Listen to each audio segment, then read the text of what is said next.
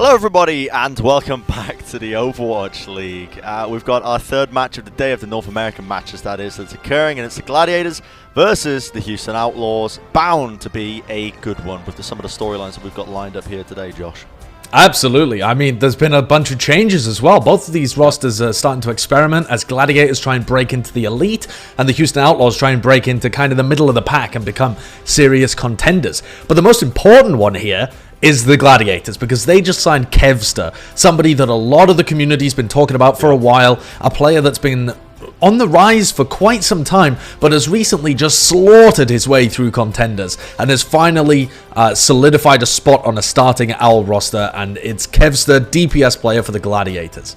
Yeah, and he's filling in that void that we've brought up so many times. The fact that Gladiators were missing some of that oomph factor when it comes to the DPS players, the damage dealing players. They've got it with the tanks, they've got it with the support line, but the damage dealers, normally when we talked about it, Gladiators would always be lacking a bit of that flexibility. Kevster is going to be bringing that in spades now.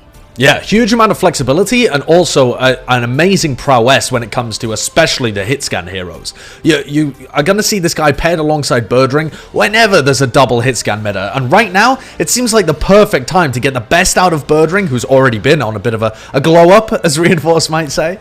And obviously get to witness something special coming out from Kevster. It's people who perform incredibly well in contenders don't always do amazingly in Owl, but I have confidence in Kevster. Yeah, well, let's hear what Big Goose had to say about this recent pickup as well, because he had a couple of words. Kevster brings us a lot of flexibility to the roster. He plays both hit scan and projectile. I think it brings us a lot of variety to our DPS lineup, and he also recently won NA contenders. Well, there you have it, Big Goose. Just saying what we've all been saying from the get-go, really. A lot of flexibility being brought to the table, but what's interesting here is that you're seeing OG and LH Cloudy in the same lineup here today, Josh, alongside Kevster, obviously, who's starting. Yes, and it's fantastic to see Kevster starting. I think this all makes perfect sense. OG and Cloudy is a bit of a puzzle because immediately it says to me that they want to play some kind of Reinhardt-Orisa composition like we saw in the previous match. Atlanta and Toronto are both playing a bunch of it. But our first map, Busan, doesn't really lend itself to that everywhere, so maybe we'll be seeing a bit of Winston Ball as well. We could be like this allows them to play a range of different compositions, but it'll be interesting what they actually come out with. What have the coaches cooked up here? Yeah, it's going to be interesting. And on the other side, of course, we've got the Houston Outlaws with Hydration, as our connections presented by Xfinity. Hydration, who's mainly been playing the tank, actually, for the Houston Outlaws in recent times. Now, apparently the inside scoop is that Muma has been having some wrist issues, and that's part of the reason why Hydration has been filling this void. But it's interesting, nevertheless, that it seems like that Hydration will be playing on that main tank role today. Yes, and this is the first time that Hydration has ever played against his former team, the Gladiators. This is the first time that he, as a player for the Houston Outlaws, has gone up against those former players that he spent the majority of his professional, at least professional Owl career, playing for. So this is going to be a really interesting one. Potential for a bit of revenge. Hydration doesn't really strike me as the kind of person to get fired up emotionally by some revenge story. Yeah. But nevertheless, I think it'll be interesting to see him playing against his former teammates. And like you said, he's going to be filling in that main tank role. And as Orisa, that's a really interesting one, in my opinion, because Muma's best hero probably is his Orisa. There have been times in this guy's career where he's been maybe like a top 5 Orisa in the entire league. Now, we have to go back a little way to be able to be able to say that, you know, times in 2018, sure. But Muma has always been pretty solid at the Orisa, so I wouldn't say this is an upgrade, but it seems like the Houston Outlaws are trying to work with this rough, unmolded clay, and they want to form Hydration into something that maybe has a bit more flexibility or can control his playstyle a little more than Muma. Well, Hydration had a couple of passionate words to say about facing his former team. I'm excited to be facing my former team. It's going to be really exciting playing against some of my friends like Goose and Chaz. It's going to be definitely a great match, I think, and I'm very confident that we can win. Well, there you have it. He's saying, you know, he's excited. He thinks they're going to win. It's all the typical things you'd expect from a lovely little piece of information, you know, that comes straight out of the players' mouths. Here's the starting 6, though. Nothing really out of the ordinary. We've got Raucous and Repel playing, though, on the same lineup. That's the only thing that you could say is a little out of the ordinary, is that they've got both of their flex supports in, which lends you to believe that they're going to be playing a huge amount of this Zenyatta and Batiste kind of composition with double flex support. So that generally means that you're going to be playing poke comps with Linkser on the Ashe and Dante on the Tracer. I think it lends itself very well to Houston's strengths, as long as Linkser's playing a really good game and Raucus and Repel can stay tight in the backline. Yeah, looking at the map set as well, we're going to be heading over to Busan as the first map. I believe Busan has been played as the first map in every single match today of the NA matches. I think it has, yes. And we've seen quite a bit of like Widowmaker being played. We've seen even some Pharah coming out from some of the players at certain times. You know, that's something that Sparkle was going for. Actually, no, I think the Atlanta-Toronto first map was actually Li Jiang, if I remember correctly. Oh, yes. Yes, so it was. Yeah. We were wrong there. A little bit wrong, but I think Busan is going to be the next two first maps for the series after this one as well.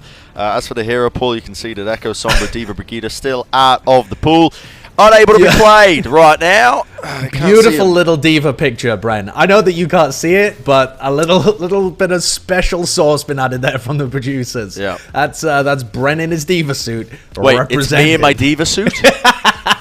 That's what they used? Yep. Oh my goodness. And I've just been sent a picture of it. You look lovely as well. Phenomenal. Bro. Wow. There it is. Yeah, that was Thank God that isn't allowed in the Overwatch League. Oh, that's all I can say. Thank goodness that's been removed from the hero pool. You know, some people are going to be saying, what's Bren doing there? We did it for charity in the end. For sure. It raised a lot of money, I will say that. A lot of people wanted to see me in a Diva suit. Don't know why, but... anything's allowed for charity, Brent. That's what I've learned. That's why I've got this egg on top of my head. Yeah, look at you. Mr. Robotnik-looking dude.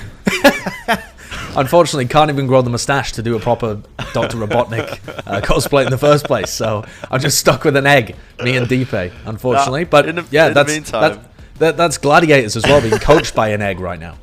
They are, yeah, they are. These two teams, they're raring to go. I'm looking at the match chat right now. They're spamming at each other, but they're also, I think, teaching them naughty words in Finnish to each other as well. Because there's a lot of Finnish people playing in this match. You've got Linkser, and you've got Cloudy, and then you got Big Goose and Shaz as well. Yeah, yes, it's a lot of Finnish people actually. Yeah, this is 4 out of 5 of the Finnish people that are playing in the league, I believe. Yeah, but I can't for the life of me remember who the 5th one is. Massa. Who's the Massa? Yes, you're right. Only missing Massa. Yes, it's the Atlanta Reign main support, Massa. But we're about to fire up into Busan here, and I'm really interested to see what OG and Cloudy end up playing. Our first round is going to be played on Mecha base, which is normally a Reinhardt Orisa kind of map if you've got both of your main tanks in. It just gets a bit weird once you get onto some of the other ones, particularly downtown. But I have a feeling that the Gladiators are going to be playing some more bunched up compositions, but who knows? Both of these teams are capable of pulling out weird comps whenever they feel like it. The Gladiators ran a lot of Cloudy on the Reinhardt, and then they were running Space on Sigma in their previous match as well. It led to them getting a fairly comfortable win over the Atlanta Reign. Dante just flirting with Space in the match chat, saying Space is out of this world. He's not in the Overwatch world right now. Wow, Dante, that's phenomenal. Don't give him firing the Spice at a player on the bench. I think he's just trying to be... I don't know. Who knows? Anyway, Linkser clearly feeling enamored with the amount of Finnish people in this server as well. But here we have it. The rollout begins. Gladiators versus the Houston Outlaws. And we're going to see a bit of double shield action. But the Gladiators going for some Reinhardt Winston action. Winston. Is something that I wasn't really expecting. But I suppose you get a lot of cleave through the shields. It's the only thing I can really think of. I think now that Deepe's lost his hair, he's just... his brain has expanded enormously. And he's come up with all of these different compositions. This is something that Reinforce has been theory crafting for years about. The Reinhardt Winston. Unfortunately, he's getting picked to pieces. Really nice off angles by Linkser as he manages to find damage on a Kevster and OG. And they're going to get cleaned up. Now, I think the idea of this comp is that you have Cloudy running around with Big Goose, and then you have OG and Birdring executing their own little dives. But it relies a lot on timing and coordination to be able to actually make work. Yes, yeah, it does. And now that they've lost this first point, it's going to be very difficult to try and push in, even with this comp, because the double shield, very effective once you actually get the positioning that you need. They've capped up the point. Houston are going to be happy with that. Linkster on fire a little bit as well, hitting off all sorts of shots. You can see the spam being sent in. Dante also is zipping and zooping in the backline, just trying to set up a lot of these plays. Nice stick is going to connect, and that means that Hydration will fall. But Dante has been causing havoc in the backline. Look at that tracking! Holy moly! He already picked up Shaz as well, and that's going to mean the Houston Outlaws, they just win the fight straight up because Dante won the 1v1 against the Ana in the backline. Yep, pretty easy stuff, and he's forced Shaz over onto the Batiste as well, so arguably a little less utility, but you can survive for longer, and I think that's what's really been plaguing the Gladiators with this comp so far, just people going down too early, taking a lot of damage and not being able to survive. Let's see if Birdring and OG can really set anything else up, because at the moment, this strat, it was cute from the Gladiators, but it has yielded no results. A lot of ults here for Houston. They end up using Bob, but he gets walled off pretty early on, but now he's going to start peppering in the damage, and alongside the rest of the Houston Outlaws, that amplification matrix helping them out, the little window there, giving them the damage boost they need. A slow fight. Gladiator's still trying to take it as much as they can. OG forced to use his Primal Rage now to try and survive, going back up to 1000 HP, but Dante still causing a little bit of chaos in the backline. Pandemonium all over the bloody place, forces out the Immortality Field, and now the Gladiators seem to have a bit of footing underneath them. They commit a couple of ultimates. They finally flip the point just in the nick of time as well with 96% for the Houston Outlaws. Yeah, both of their tanks are still going very weak here, and Houston still want to push back in. They're at 96%. It's one fight territory. The Gladiators must hold on. Big they have a ton of ultimates. Flux going to be used here. Forces out a Soundbire, but Dante's post bomb will do the damage and will do the dirty work. You can see Dante once again zipping and zooping. No more Ice Block now for Kevster as well. The Immortality Field going to be trying to keep him alive. Dante's like, come on team, just focus down the drone, and there you go. Finds one, finds two, might be looking for a third. Is absolutely tearing them to pieces. The Houston Outlaws recapping the point up now, trying to focus OG. OG's got to try and stall this one out now. Just ticking over the overtime perhaps, maybe, but they haven't flipped the point over just yet. Only a matter of time, though, for the Houston Outlaws, and they have superior positioning. The window comes down. It's perfect angles right now, laying into them from above. No one will be able to stand up to the Mida Repel, and that's going to be so much damage. Just inted into them. OG desperately trying to hold on to the point. He does trigger the overtime once more. Kev's now moving over to the legs just to try and stall it out, see if he can get a pick or two, but Lynx at a quick little dink takes down Shaz. And this is only a matter of time in my eyes that the Houston Outlaws are able to take this. Bob just rolling across the point. Bob goes for a little run there, just jogging. Birdring decides to throw himself into the drink. And Cloudy went for a Desperation Shadow towards the end, but you are quite right. The Houston Outlaws are going to finish it up. And our theory crafting about OG and Cloudy was way too far inside the box. We had far too many mainstream theories about what the Gladiators were going to run. I thought I was being outside the box when I suggested they might play Winston Ball. Yeah. But even that seemed okay, a little bit too in the meta, set in stone, if you will. Birdring in the chat is trying to tell the Houston Outlaws players to never mention the fact that he just fell off the map. But unfortunately, we caught you on camera, Birdring. Yep. That's one of those scenarios where the players are going to be looking back at the VOD and they're going to be wishing that wasn't caught. And Birdring, unfortunately. I mean, it's Birdring going for the classic Shaggy defense of it wasn't me, despite the fact it was caught on camera. Here we have it. Team's going to start rolling out. And you can see teleporter being used to get a fast roll. Gladiator is going for a composition that you see quite often when we get over to this section of Busan. It's a lot of open ground, so you can do this kind of surround and conquer strategy where you just try and run a lot of off angles, just pounding damage in. Houston, though, going to be opting for a bit of a Widowmaker here. Lynx has got to be trying to hit a couple of heads, take a couple of shots here. You can see the Gladiators have rotated all the way around, forcing Houston around, but Lynx with his shot onto Big Goose takes him out of the fight. And now that is going to open things up. The Houston Outlaws cap up this first point now. They're in a solid position to just take it even further. I think that's one of the problems with Gladiator's composition is that it relies on you not just getting randomly killed as you go for these really long rotations. This is one of the things that we saw the Gladiators do successfully in their previous match, was just essentially allow Cloudy to run around with Big Goose into the opponent's backlines. Yep. And now he's made the switch over to the Winston. This isn't where Cloudy's the most comfortable. He likes to be playing the Rhine whenever possible, but it's a necessary strategic change. Wait, reverse that one. Whoop. He's back onto the Reinhardt. He decided, okay, maybe somebody on his team thought that they would get away with the Winston, but they're going to stick to the plan. Stick to the plan. Staying on the Reinhardt, but Burner's going to be taking a little bit of an off angle, sends in the Helix rocket, doesn't connect onto anybody. Kevster, meanwhile, as well, just trying to basically distract Dante, trying to peel him away from the fight. Raucus is the target, though, and they do dive on him, but not before Linkser is popping off. Luckily, though, Gladiators are more than capable of winning out the ground war. They do just that, but a very even fight thus far. I think it's even numbers. Meko, though, might just be assaulted from all angles. Kevster with the pulse bomb just about misses, but the dive attempt is good. The beat down will remove Meko. They're going to be looking for a couple more. They've got to try and flip this point back into their favor, but the longer this takes, the more that the Houston Outlaws are going to be in this fight. And look at that, the mine's laid down, but hydration will fall. Now Gladiators slowly but surely going to be capping this point back up over onto their side. Nice to see Kevster on the Tracer as well. Previous round, he was stuck mainly on the Mate. That's not really the hero that you want to see him on if you're a Kevster fan watching him from Contenders. You don't want to see that either, as Linkser takes his head off. Okay. With a bullet from the Peacemaker. And this feels like a Linkser performance right now. Linkser has these moments where he will just play up to an elite level in the Overwatch League, and it feels like one of those days right now. He's coming alive.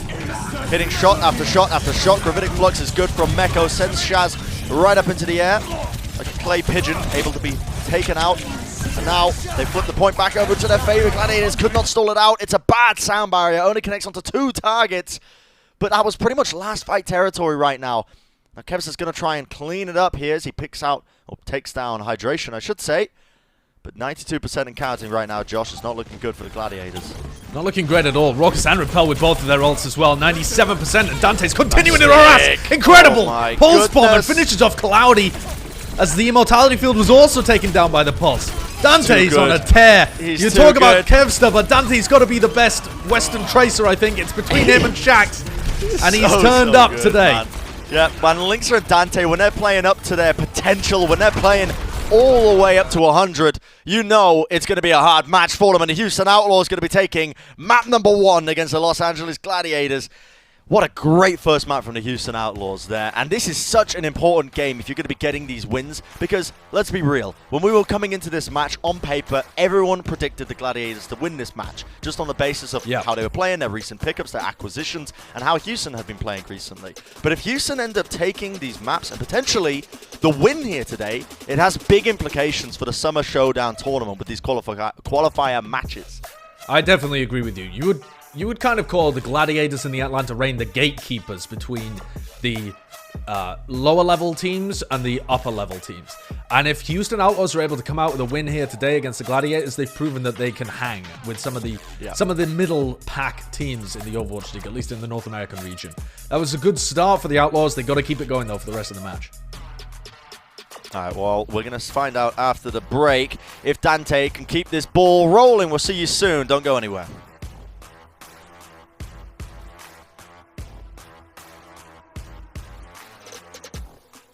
The Overwatch League is brought to you by T-Mobile. Switch today and rank up to America's largest 5G network, T-Mobile. And by State Farm. For auto, home, or renters insurance, like a good neighbor, State Farm is there.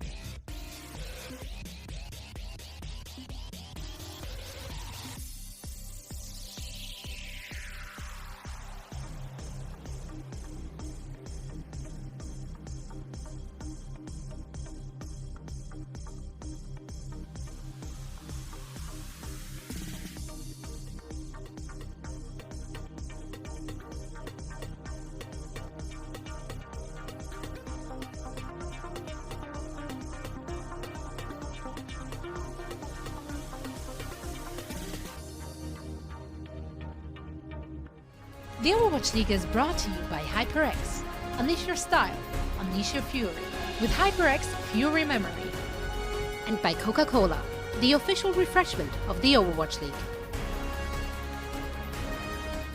To the Overwatch League, and we're here in the middle of the Gladiators versus Houston match, and quite a surprising scoreline if you're just tuning in, I should say. The Houston Outlaws currently 1-0 up, something that not a lot of us expected here, and the Gladiators now forced to make some adjustments.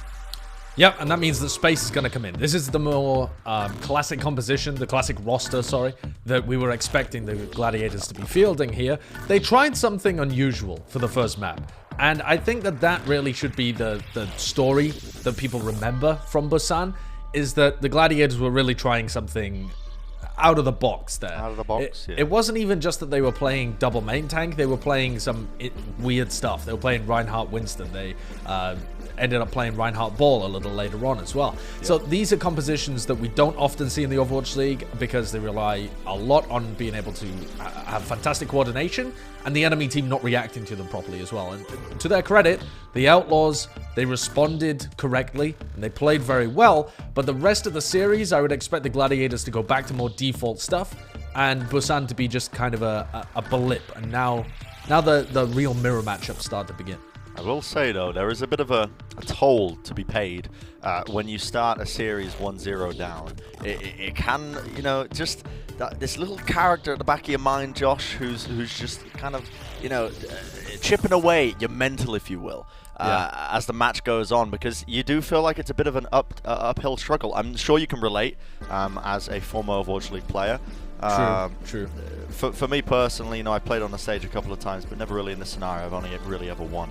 Yeah, I've actually never gone down a map at the beginning of a series. Okay. Because I've never played a map, actually. So that's an unknown feeling to me. An unknown feeling? But okay. I feel like the Gladiators aren't going to be too upset about that. You know, you try something different, and I think whenever there's a reset in terms of the map type, the compositions that you're using, it gives you like a rationalization for the reason that you lost. I think it's very easy as a player to be able to say, okay, that strategy failed, not I failed. And so I don't think that the Gladiators' confidence is going to be knocked coming into Rialto here. They're going to play compositions that they're a bit more familiar with, that are a bit more meta, and I expect the Gladiators to still come out and put up a good performance. That's not to say the Houston Outlaws are out of it, but I would still expect Gladiators to be the favorites anytime that we have like a meta matchup.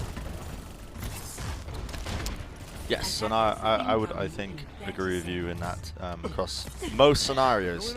The one time I would disagree with you, though, and this is like a bit of a Doctor Strange moment where I've looked through all the potential universes and such on, is when the Houston Outlaws are playing up to their fullest potential. When Linkser is on fire, when Dante is just shutting down players left, right, and center, the Houston Outlaws can suddenly seem like, you know, a bit of a scary team, I dare say. Yeah. And we may see that continue here in Rialto as the gates open up, and the Houston Outlaws are going to be on the attack. Lynx is searching for an early angle on the Widowmaker. Birdering opting not to play the Widowmaker, playing the Ashe, a little bit more standard what we've seen so far in this meta. Dante versus Kevster as well on the Tracer as we see Dante try and get a position on the staircase towards the back. Linkser as well joining him, looking for a flank. Spotted Shaz immediately! That's fantastic. That is absolutely fantastic. The Discord Orb, I believe, was on Shaz. So it just chunked him down. A nice little damage being put in by Linkser, and you lose that Discord Orb. That takes away so much from your kit. You suddenly cannot take that fight as effectively. No more Discord Orb means no more damage. A bit of less healing. And you can see immediately the Houston Outlaws are just able to capitalize off the back of that. They win the team fight out, and now they're going to be taking forward positioning. And what would normally be a very easy position to hold on Rialto, you can occasionally get two defenses here. I mean, the Gladiators aren't even going to be able to get close. No, they have nobody to be able to contest this. Oh, Kevster actually found the pick on Linkser, but because he wasn't able to stall the payload, Houston just take that. That's one of the easiest point A offenses I've ever seen. The Gladiators didn't check their flank, and Shaz dies, and then they don't contest the payload, so they don't even get a second opportunity to defend. This is a roll right now, and the Houston Outlaws, they're looking amazing. So filthy, even the Observer McCree had to leave. He didn't want to witness it. It was just you know, the Houston Outlaws doing what their fans have been wanting them to do for quite some time, I suppose, and that's really just get some wins and prove that they are able to compete against some of the better NA teams that they've got in this region. They're looking clean right now, but the Gladiators are getting close to their ultimates, so there should be a fight around this high ground. Trying to block the payload, but Repel's window goes down. That Amp Matrix going to be vomiting damage to it. Kevster around the back door. Great pulse bomb. Nice pulse bomb by Kevster. Yep, that's going to stall him out a little bit there. Stop the bleeding, if you will. You can see this card's still going to move forward, but losing that player means that it's very difficult to try and push this one in. Still, they look like they want to try and contest this, because once you have gained control of this upper high ground on the stairs, it's a hard ass to try and give that up for free. So they're still contesting it to a degree, but now they drop down. Finally, the players have come back. Meko's still on the high ground, still trying to deny it away from the Gladiators. Very important to win this kind of war on the staircase if you want to try and push around this corner. Supercharger out, that's going to allow a lot of space for the Houston Outlaws. And ult's going to be exchanged all over the place here. Flux available for both teams too. Shaz. Okay, Flux is going to keep a couple of them up.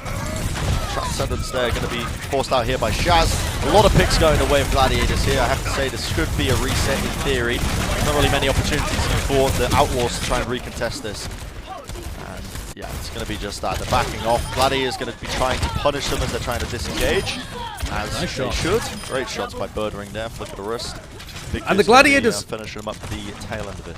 The Gladiators have finally been able to stabilize. This is the reason that Rialto Point B is so difficult, is because the defenders have this high ground that you can see Kevster positioned on right now. It gives them just better positioning in the fights, more angles to shoot from. Gives them a better angle to be able to fight the shield battle as well. And OG is going to pop that supercharger. The Transcendence is forced out so early from Raucus. Poor Bob. Coach gunned into the drink.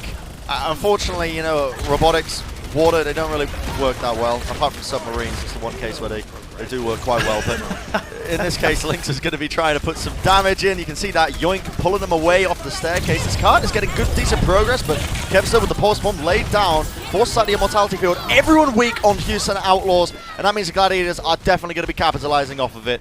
They tear them to pieces. Dante, though, with the one clip. Yo, he takes out Kevster as well. Dante might be able to clutch this one up for them right now. Gladiators, they bit off a little bit more than they could chew. The post bomb laid down. Dante, what is that? Oh my goodness. One of the most freakishly good Tracer performances I have witnessed in the Overwatch League. That was absurd. That was ridiculous. That fight should have been lost for the Houston Outlaws. There was no chance they could get back in it. And then Dante one clips Shaz in the backlines to start it all off, and then just contributes to every other kill too. And suddenly the Houston Outlaws time bank is looking pretty good again. 3.5 minutes to be able to capture point C, and a great halt and Flux from space. Nice cancels while the accretion comes out from Meko, and that denies the gravitic Flux. That got Shaz again. To be huge, and Dante's in the backline once more, just causing havoc. Look at him, zipping, zooping, zapping around. He is a man on a mission, and he wants to bring down Birdring. Birdring, though, healed up. Dante now with a recall, just sort of try and play with the rest of his team. And whilst the Houston Outlaws were distracting in the backline, they win this front line. They win the tank war. Ever so important. Kevster, one of the last men standing, I should say. He will fall, though, in the end, and this card moves forward ever so slightly. Amazing accretion from Meko to stop the gravitic Flux coming out from space that really opened that one up, and Dante continues to be amazing. Houston Outlaws have got 5 ults available here to just lock it in with 2 minutes still left on the clock. Ridiculous. The Supercharger is just going to be amplifying everything. Dante removes OG. The Fortifier is going to be dodging that gravitic Flux that gets sent out there, but Lynx is off in this side angle. He's got the damage boost. Now the Transcendence is going to be keeping them all alive. Repel, or Shaz I should say, has to use his just to try and keep the cart stalling to have any chance of winning this one, but the Houston Outlaws are more than enough. Look at that, 2 minutes, 16 seconds, that's what they've got. And a full completion on Rialto. This is a ridiculous performance from Houston.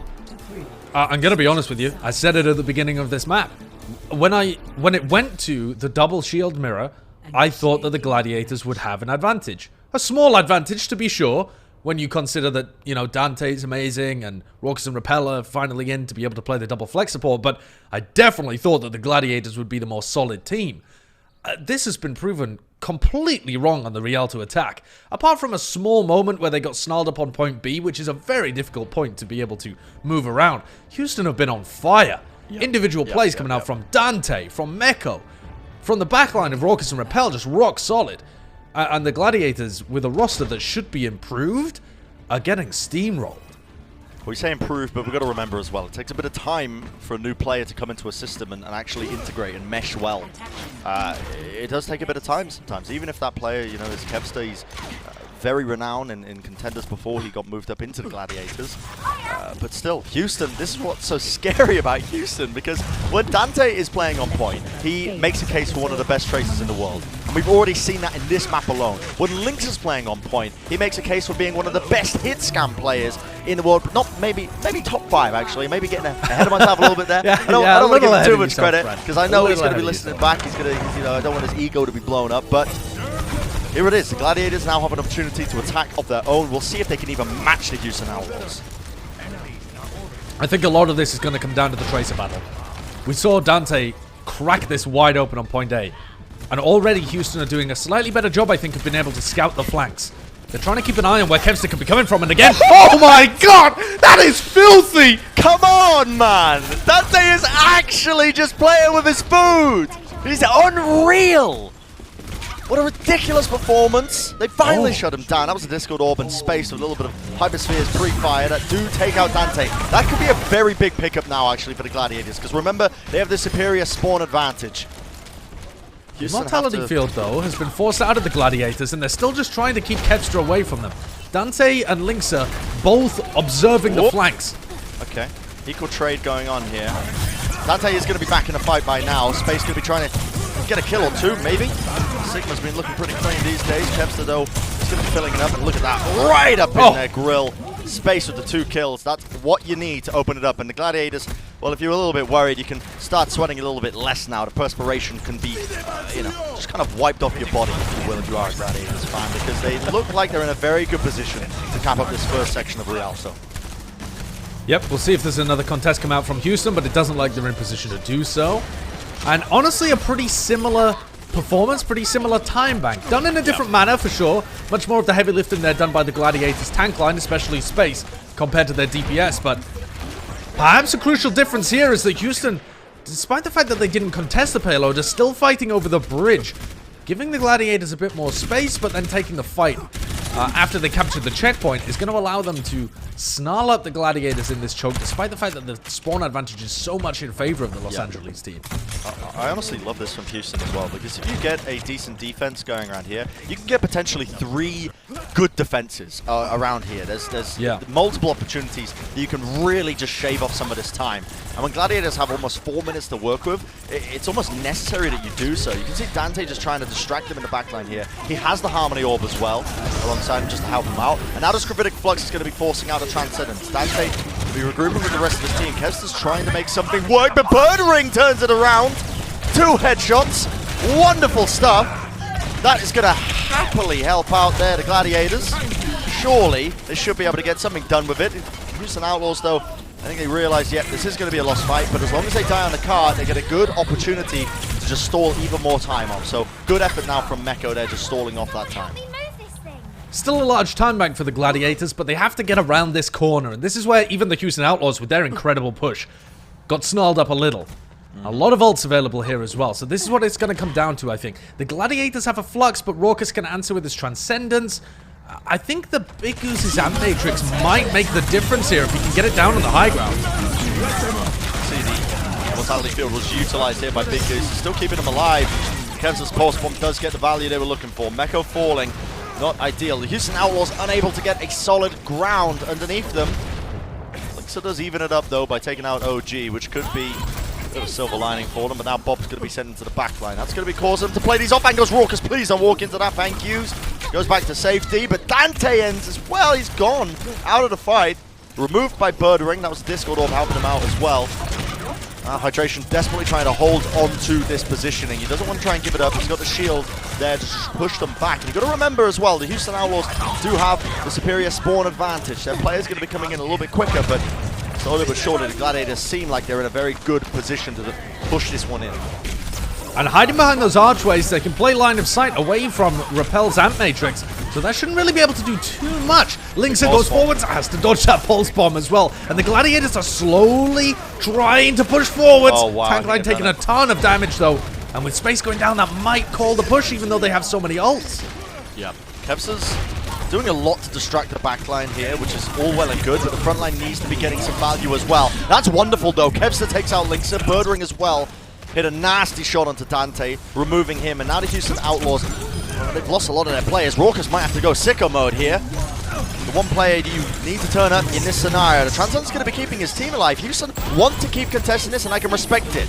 Bob now going to be sent in, but it's some Bob on Bob action, but not for Birdring, because Birdring with the headshots removes him. Linkser follows up, but no one was touching the cart. The Gladiators are going to get 3 minutes now, and the second checkpoint is theirs. It's a similar time in the time bank. The Gladiators have been made to work for it. I would say a little bit more than Houston were, but there's still plenty of time for them to push forwards.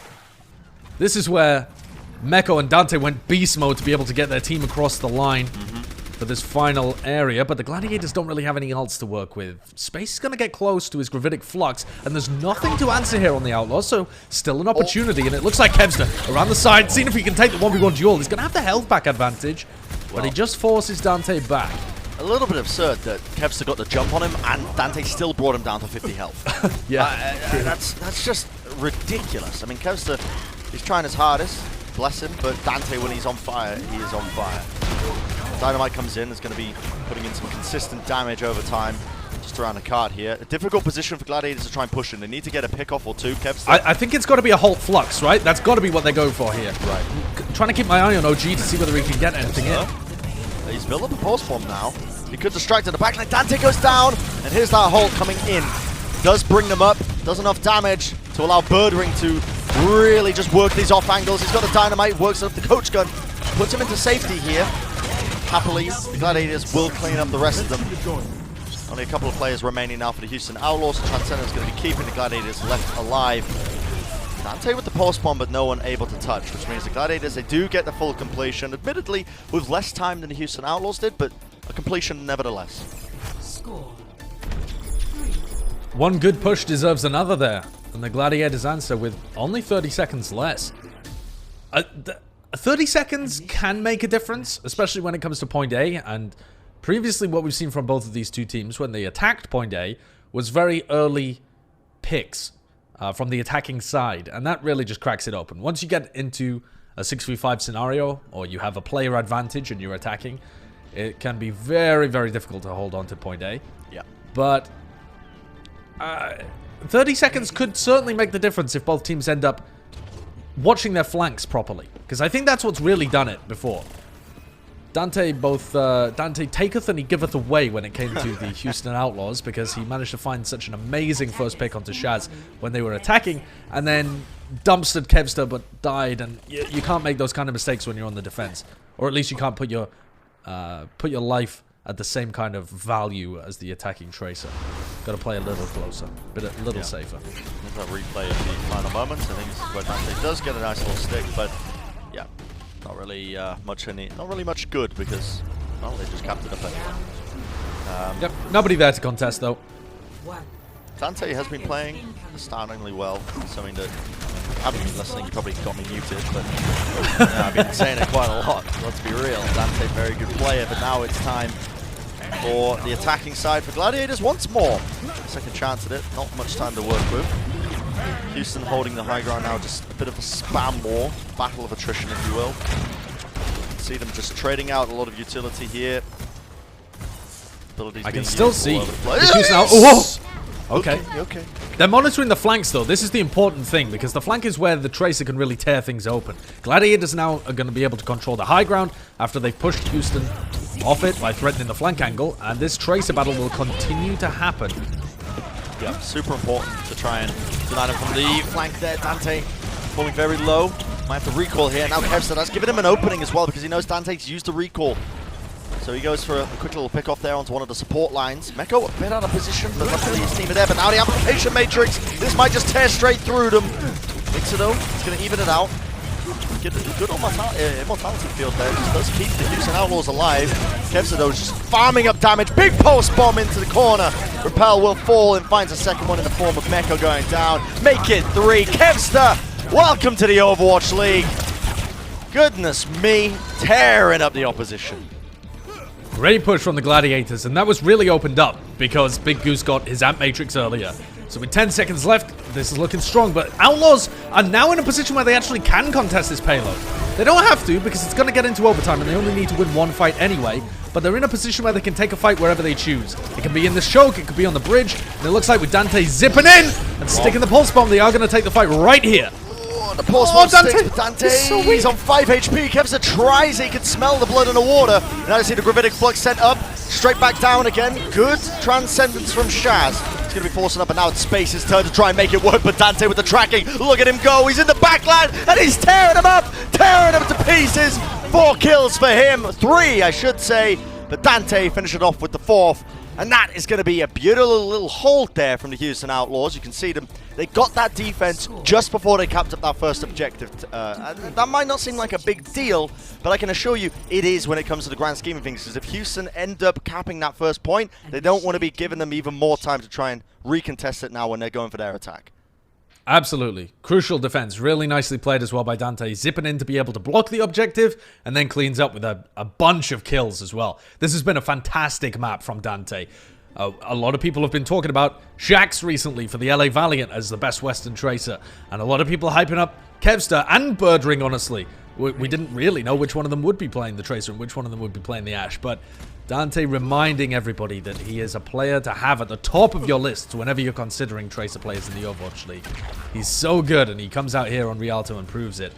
Houston have got 2 minutes and 16 seconds to be able to get just to the end here. It looks very doable. And Brett, I'd like to point everyone's attention as well to the match chat. It is very quiet right now. A lot of people were having banter. They were talking a lot at the beginning of the match. But now, stuff got serious. I think the phrase goes. Yep, stuff got serious indeed. Yep. Pardon my French. I've heard it. I've heard that phrase many times before. It's now the Houston Outlaws. Time to attack.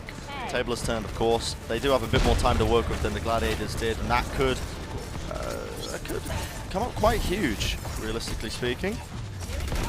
A lot of damage again just being pumped out, but the Gladiators have immediately given up the high ground here because look, Kevs is very focused on this duel on the sidelines.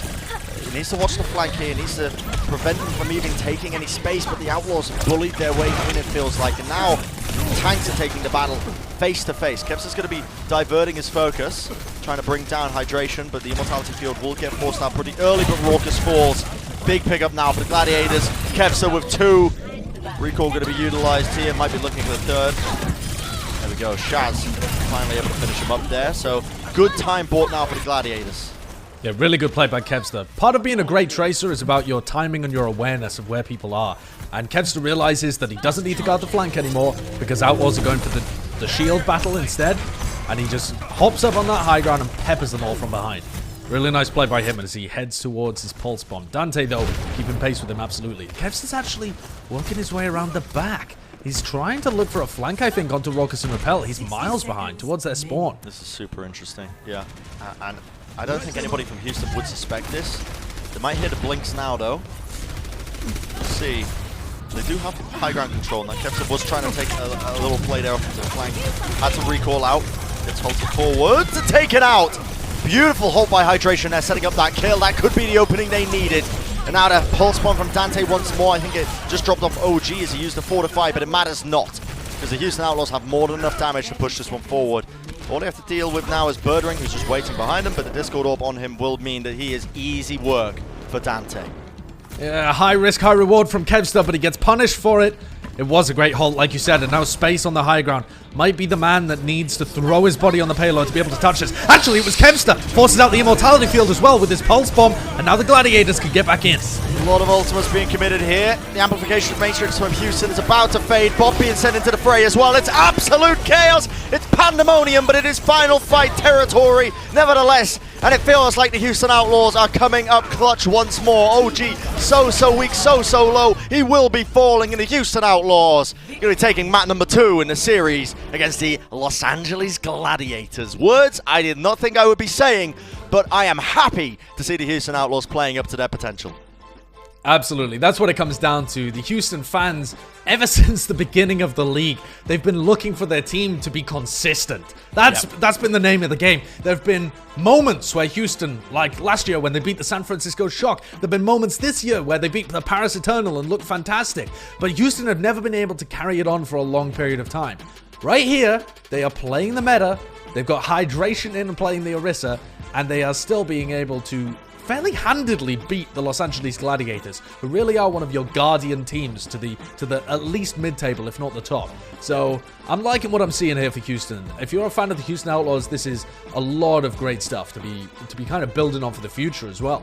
Yeah, you can thank Dante for that one as well, putting up one of the most insane Tracer individual performances in terms of his play I've ever seen, realistically. Turning an unwinnable fight into a winnable one. That's what you like to see, realistically, at the end of the day. But we're going to go to the halftime show now, the game break. We'll see what our analysts have to make of all this action. When we come back, though, the series will be continuing. Do not go anywhere. We'll see you guys soon.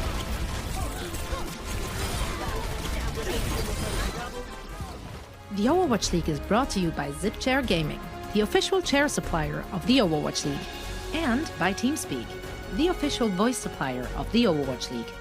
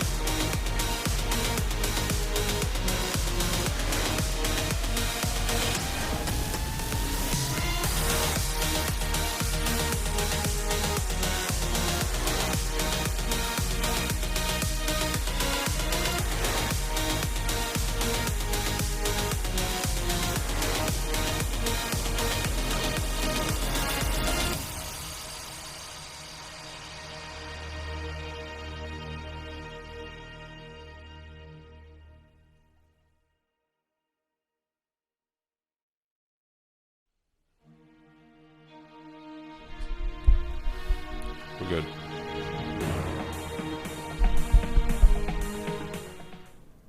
Welcome to yet another game break presented by CHEEZIT. Grooves, Zoe here, joined by Costa and Reinforce, and Dante is popping. All right? Like that. Yeah. That's all I need to say right here from the get-go. I am so impressed with what we're seeing from the Houston Outlaws, and I don't think any of us expected it, and definitely not in such a dominant fashion. No one seems to be able to stop Dante. Yeah, well, this is what we wanted to see, right? Both me and Costa, we were hyping it up in the pre-show that we wanted to see Outlaws get some of these wins, right? And Dante has been absolutely destroying on the Tracer, like one of the best Tracer performances so far this year. I mean, it's a bit reminiscent of Decay in the May Melee, except Dante's doing it with the Tracer, and yeah, the Gladiators, they claw their back into Rialto a little bit, and it was a pretty close map overall. But like the standout performance from Dante has been ridiculous so far. The clutches he comes up with are helping the Outlaws so much. Yeah, and this meta in general is actually very good for the Houston Outlaws. If you think about it, you can have Dante play the Tracer, which is his best hero. You can have Lynx run the Ashe, which is one of his best characters. You don't have to choose between which flex support plays in Raucous and Repel if you just play them both. Like, so everything's really working out for the Houston Outlaws, and they're proving that they are a good team when they can sort of string it together. They're making the Gladiators look lost at certain times. I don't know what the attempt was on the first map of the Gladiators. Oh, yeah. They just tried to run at them and then hope the Houston Outlaws wouldn't do anything to stop them. It was a very questionable choice, but I kind of like the innovation. Just one of those times it did not work. Yeah. And you can see if they go toe-to-toe, it's close. I don't understand the lack of scouting at the beginning there of Rialto. They didn't check for flanks or anything, and quite frankly, Outlaws kind of rolled over them in their attack. Yeah, they kind of did. But I mean, at the same time, the Gladiators did claw back towards the end, and we actually came down to the last fight territory on this map. So I don't want to brand this like a one-way stomp so far, because I think the Gladiators kind of threw with their double main tank strategy on Busan. And yes, Josh, I was a bit of a proponent for Reinhardt Winston back in like 2017 and 2018. It's 2020, okay? It's not the same anymore. But yeah, on Rialto, I think it was a bit more even, and I expect the series to play out a bit more evenly throughout the series now when we actually have proper tank lineups in place and solid compositions all around. Yeah, Honestly, I think, you go first. Sorry, I want to talk about Kevster because we haven't really highlighted him. Having his debut performance, he has done very well, but he's getting overshadowed by Dante right now. But the Tracer, you saw him popping off on his own. He is doing a very good job of sort of taking it to the Houston Outlaws. I'm excited to see how he continues this series if they do just stick to the mirror. He definitely had some good moments there as well. I mean, there were some good bombs, etc., and some coordination there. And we have to take into account that Kevster has only just been picked up by that team. He's been with the team practicing, or rather, he's been practicing with the team for 6 days now, since Monday. But he's still also in Sweden right now, so he will most definitely be having a ping. So, considering all of that, actually not too bad as far as a debut goes here in the Overwatch League. And the Houston Outlaws are playing really, really good. And that leads me to the crunch time presented by CHEEZIT Grooves. And guys, this has to be Dante. Yeah. No, you're spot on. And I mean, I almost want Costa to do his best Brencaster impression, but I don't think it's going to be good enough for this segment. So, I mean, this play was just spectacular. I mean, he just clutched out point B of Rialto. Like, ridiculous performance. This was the epitome of crunch time. Like, it doesn't get any better than this. I don't even know if I used epitome the right way, but this play... Sure, something like that. Costa, you take over. I just want to emphasize how good of a play this was from Dante. No, it was actually ridiculous to the point that I was watching this live with Soa and Johnny, and we're in the call, and I see that they go about 2 or 3 down. I literally looked away from my monitor, and then Johnny just says, Dante? Dante? Dante? And I look over, and somehow everyone's dead, and they've capped the second point, which is so important because that is one of the hardest points to cap on the map and just in the game. So massive, deadlift and just hard carry by Dante, which is what this team needs to put themselves into the next level, which me and Johnny, as we said, have been hoping for such a long time. Yeah. Now, our next map coming up is going to be King's Row, and we are seeing some subs coming in from the Gladiators. OG is out, and LH Cloudy is in reinforced. What does that tell you? Oh, Reinhardt, baby, on King's Row. This is going to be legendary. We'll see how much flanking Cloudy actually does, because when he played Junkertown last week, I mean, that was just pandemonium. But now it's King's Row. It's a bit more streamlined, but I think we're going to see some fantastic Reinhardt play. Up against Hydration, Costa? The flanking Reinhardt is coming out in King's Row. I never thought I'd say it, but it's coming. Yeah, that's a sentence. So let's just end it right there. Let's see what they have in store for us on King's Row. And for all the action, we once more hand it back over to Bren and Josh. The Overwatch League is brought to you by CHEEZIT Grooves. Deep flavor, deep crunch. It's a mind crunch.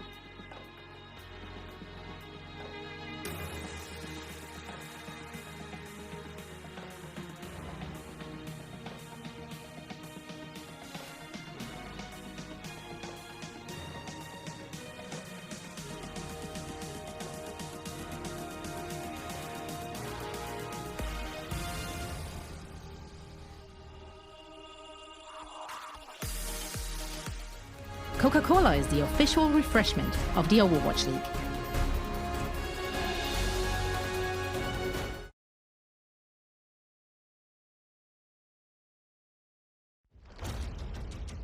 Blase now up on the high ground. Does he spot the Kree? I'm not sure he does. Carpe's going to sneak behind him. Now he hears him. The punch into the wall. The rising uppercut as well. The flashbang missed. 在下轮进攻可能来自引力乱流，石头砸到了东贝，被击杀掉。 And also, oh, that's a sad supercharger. But Dante in the back. 한번에 허를 찌르기 위한 그런 움직임이겠죠 태지부세. 오히려 허를 LH 싸우니까.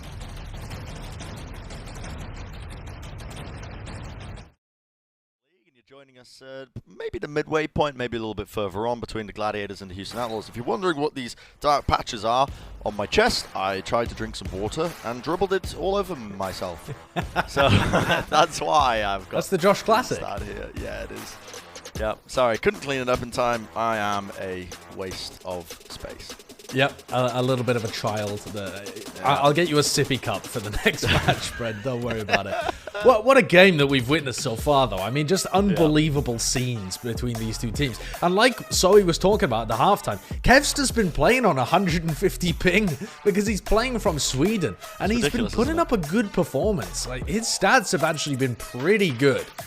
Yeah, the stat comparison that we've got here between Dante and Kevster over this match, you look at these numbers, and these numbers by Dante are absurd, but these numbers by Kevster are very good. Like, he's not playing poorly. It's just that Dante has just decided to go Super Saiyan. You know, I don't really know what it's been a while since I watched Dragon Ball. I can't even remember what the appropriate analogy is for it. But the point is that Kevster is definitely not getting. Shall I say, I feel like he's not getting outdone when it comes to a lot of the duels, but Dante is just taking it a step ahead. And the fact that Kevs is still achieving this on 150 ping playing from Sweden, very, very spectacular. Yeah, amazing stuff coming out from Kevster. A great debut from him, but Dante is a little bit of a step above right now. And, you know, some of that's going to come down to the ping and the coordination with the rest of his team as well, because he's like 2 final blows per 10 minutes ahead, but he's, what is this, like 8, nearly 9 eliminations per 10 ahead. So he's been able to conserve his life a little bit more and sync up with the rest of his team to do out a huge amount of damage and get finishing blows all over the place. So just an amazing performance so far from Dante. I don't think we're going to see as much Tracer as we go over to King's Row, though. It seems like the Gladiators are going to be playing a bit more of a rush style with, as the desk was saying, this flanking LH Cloudy Reinhardt. As you saw from that tweet as well, Linksa is just praying that Dante's back doesn't break. If Dante hasn't been skimping on his gym workouts, you know, he's been doing the squats, been doing, you know, don't neglect the deadlifts, the back workouts, of course. I think he should be good. Don't really know if Dante goes to the gym, but he looks like he goes to the gym. You know, he's a well-built guy. He's got massive arms, chunky neck. You sure you're not thinking of Super? Oh yeah, no, you're right. You're right. Yeah, I am thinking. It's very easy to get them mixed up. Actually, they did play on the same team a while back, but it's true. It's true. Well, let's take a look at the map say here. We're heading into King's Row, the old stomping grounds for me and Josh. We used to roam around King's Row in a Omnic gang back in the day. Okay, yep, sure we did. Improv with me, Josh. Improv. I mean, it's hard to persuade the people that we were part of an Omnic gang. We're humans, Brent. True. Yeah, I mean, at least I'm a human. I don't know about you, actually. No, you do sometimes act like a limited form of AI. So recently I got bit by a mosquito, Josh, and my arm was swollen. My entire forearm got swollen because I had an allergic reaction to it. Okay. And I was streaming. My chat was saying, they were scaring me. They were saying that worst case scenario, I was going to have it chopped off. So I was researching prosthetic limbs, and the advancements we are making with prosthetic limbs are astounding. I urge everybody at home, if you haven't been, there's a lot of videos online that you can search up, but what we're able to do now, currently, is amazing, and what we're going to be able to do in 10 years is even better. So if you need a bit of positivity in your life, if you just want to, like, a reminder that, you know, some good is happening out there in the world, I urge you to just do a little bit of research into prosthetic limbs, because you're going to be astounded. There's stuff like, the stuff we're able to do now is really amazing. I just think about what we'd be able to do in the time of Overwatch. I mean, Raucus has got a prosthetic body right now playing the Zenyatta. And the Houston Outlaws are going to be sticking with the Tracer and the Ashe. But the Gladiators on attack here, and they're going to be running the Reinhardt Sigma. This is the same kind of stuff that they ran against the Atlanta Reign just last week, I believe it was. And Cloudy and Big Goose were just going on ridiculous flanks. So I want you to try and keep track of the Reinhardt, because he might end up in some very unexpected positions. Yep, we shall see. The Reinhardt Sigma rolling out, just taking positioning. Yeah, look, right already now, just playing around the flanks. And, yeah, playing there's a split 3-3, and look! Big Goose is just giving Cloudy like a taxi drive around the back of King's Row. Oh, yep, but Linksa loses the 1v1, and that was the dynamite from Birdring that was the real tipping point. Gave him the win there. Oh my god, they walled up! They walled up, and they're on the high ground. I repeat, they are on the high ground. They're causing havoc. Look at them go. Cloudy's just going to be backing down to the low ground now. He wants to try and prioritize the point a little bit here. Big Goose gets caught out of position. I think he was halted back, but Dante does fall as well. Even trades across the board. They're walling up again. Make do with it. They have walled up again, Josh. Now looking for something. Okay, right up into the face of Raucous here. And this is that a bit of divide and conquer action we're seeing. They need to touch the point here. Hydration This is insane. has to use his Fortify and his shield early here. They have to contest this one. Finally, they do drop down. But the Houston Outlaws are missing a lot of their damage capabilities. It's going to be a hard win for them. Dante's going to be trying to clutch this one up, though.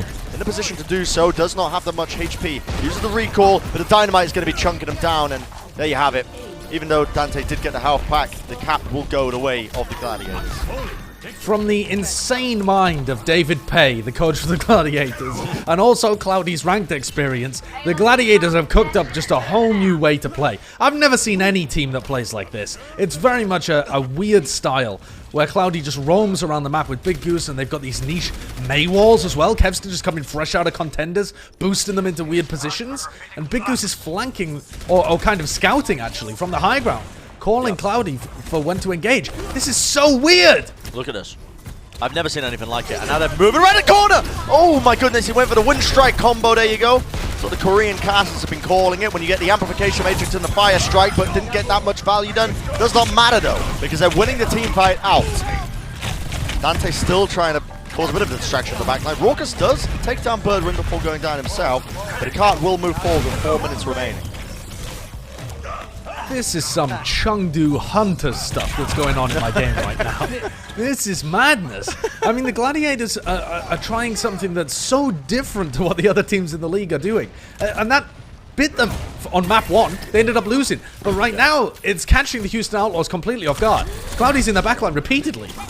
It's difficult for Dante to really get a lot of value as well, because there's only so many flank angles you can come from, and as you can see there, that's very true. He got removed from Birdring, so Dante, his impact has been lessened, and he was one of the real core reasons they had such a successful showing on Rialto. And now the Gladiators just going full steam ahead. You see Cloudy with the charge and the beatdown, they're taking all sorts of fights and winning them straight up. And Gladiators now with 5 minutes as they are pushing into the final checkpoint of King's Row.